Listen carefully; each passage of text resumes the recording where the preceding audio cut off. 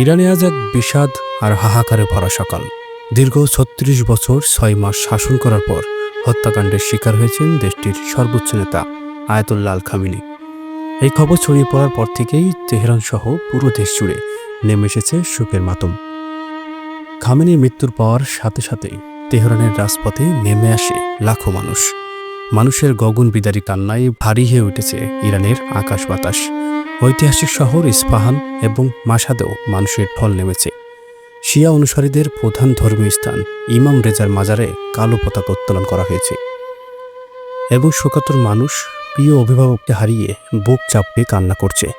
এই গভীর ক্ষোভ এখন পরিণত হয়েছে তীব্র ক্ষোভে। ইরানের কোমসহ বিভিন্ন শহরে বিক্ষোভকারীরা যুক্তরাষ্ট্র ও ইসরায়েলের বিরুদ্ধে স্লোগান দিচ্ছে।